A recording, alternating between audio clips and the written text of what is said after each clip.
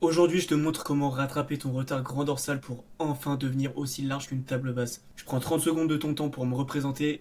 Moi, c'est Maxime, je suis coach sportif diplômé et également coach en ligne. Que tu aies un objectif de prise de muscle, de perte de poids ou bien les deux, je peux clairement t'aider à atteindre cet objectif. Pour comprendre comment recruter ton grand dorsal et sélectionner les meilleurs exercices, il faut que tu comprennes son anatomie. Le grand dorsal, c'est un des muscles les plus larges du corps humain et il a trois fonctions principales. L'adduction de l'épaule, le fait de ramener le bras vers le buste, l'extension de l'épaule, le fait de ramener le bras en arrière, et enfin la rotation interne, le fait de tourner ton bras vers l'intérieur. Une fois que tu as compris ça, tu vas pouvoir sélectionner les meilleurs exercices pour enfin créer cette fameuse silhouette en V qui te rendra imposant de face et de dos. L'exécution, c'est clairement ce qui va te permettre de rattraper ce retard. Il y a une règle d'or pour le grand dorsal, c'est de garder les coudes proches du buste pendant l'exécution au niveau de tes différents mouvements. Ça va maximiser l'activation de celui-ci tout en réduisant l'implication des muscles opposés comme les trapèzes et les rhomboïdes, et ça permettra également un meilleur alignement avec la trajectoire des fibres de ton grand dorsal. Pour ce qui est de la sélection d'exercices, tu vas avoir trois choix importants à réaliser. Le premier, ce sera de faire des exos en unilatéral qui te permettront de corriger les déséquilibres et de recruter un peu plus ton grand dorsal, notamment avec une activation un peu plus importante de tes unités motrices. En gros, tu vas aller à l'échec en unilatéral, ça te permettra de recruter beaucoup plus de fibres que si tu le faisais en bilatéral. Le deuxième choix à faire, c'est évidemment de faire des exercices en bilatéral pour gagner du temps sur ta séance et varier les exercices. Tu te doutes bien que si tu fais que l'unilatéral, à un moment tu vas saturer, tu feras des séances de 2 heures et t'en auras marre. Le troisième point, ça va être d'utiliser des machines et des poulies, car elles offrent des angles de travail et des courbes de résistance complémentaires, ce qui te permettra une meilleure stimulation. Tu pourras également aller à l'échec plus facilement sur une machine que sur un mouvement avec une charge libre. Concernant les angles de travail, il faut que tu comprennes que c'est essentiel pour vraiment recruter toutes les divisions de ton grand dorsal.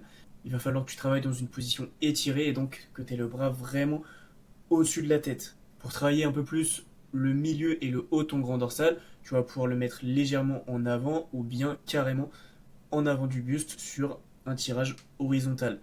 Mais peu importe ce que tu choisis de faire, garde bien le bras proche du buste pour avoir un meilleur alignement et une contraction maximale de ton grand dorsal. Commence par des exos en position étirée pour maximiser le recrutement de celui-ci et maximiser également l'hypertrophie au niveau de ton grand dorsal. Au niveau du tempo, ça va être un facteur clé pour rattraper ton retard et maximiser l'hypertrophie. Ce que je te recommande de faire, c'est 2 à 3 secondes de phase excentrique, 1 à 2 secondes en position contractée et ensuite une phase concentrique la plus explosive possible pour que tu puisses recruter au mieux toutes tes fibres musculaires. Les avantages de ce tempo, c'est que ça va te permettre de standardiser l'exécution, d'améliorer ta connexion neuromusculaire et donc si tu as tendance à mieux le ressentir, potentiellement tu pourras le recruter un petit peu mieux.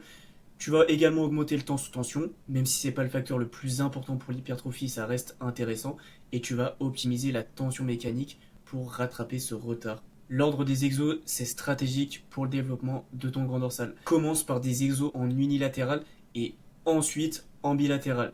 Démarre par des positions étirées, ça te permettra d'avoir une meilleure activation au niveau de ton grand dorsal, ça te permettra de corriger les déséquilibres et d'optimiser ta fatigue au niveau de ta séance. Plus tu vas progresser, plus tu vas être fatigué. Commence par les exos qui vont te permettre d'avoir le plus d'hypertrophie et ensuite passe sur plus simple et moins fatigant. Concernant la fréquence d'entraînement, c'est également un facteur qui est très très important si tu as un retard. Je te conseille de travailler ton grand dorsal 2 à 3 fois par semaine et de faire entre 12 à 16 séries au niveau de celui-ci. Concernant ta récup, essaye de laisser 48 heures entre les séances, voire 72 heures si tu as un petit peu plus de fatigue. Privilégie toujours la qualité à la quantité, adapte le volume en fonction de ta récup et applique une surcharge progressive sur le long terme. Je te mets un petit exemple de ce que tu pourrais faire pour ton grand dorsal. Je te conseille pas du tout de copier cet exemple-là, mais plutôt de l'individualiser pour te permettre de rattraper ton retard. Lundi, tu pourrais très bien commencer par du tirage en unilatéral à la poulie, dans une position étirée, et ensuite par un tirage horizontal en prise neutre pour cibler un peu plus le milieu et le haut de ton grand dorsal. Le mercredi, tu pourrais faire du tirage vertical en prise large, toujours en ayant l'idée d'amener les coudes proches de tes hanches, et ensuite du rowing en unilatéral pour la cibler, encore une fois, le milieu et le haut de ton grand dorsal. Vendredi, tu pourrais terminer par du pullover à la poulie, un exo mono-articulaire, et ensuite passer sur du tirage vertical en prise neutre. Concernant le nombre de séries et de répétitions, fais entre 3 et 4 séries par exercice et va de 9 à 15 répétitions. Le but, c'est d'avoir un max de volume pour avoir les meilleures stimulations sur le long terme. Là, tu vois qu'on a un total de 18 séries réparties sur 3 jours. Ça peut faire beaucoup, donc adapte si besoin le volume. Que tu sois prêt ou non à passer à l'action, si tu as besoin de conseils, si tu as des questions au niveau de mon suivi, je me ferai un plaisir d'y répondre. Ça n'engage bien évidemment en rien. Pour me contacter, tu as juste à m'envoyer un message sur Instagram ou à cliquer sur le lien dans ma bio pour m'envoyer un message directement sur WhatsApp.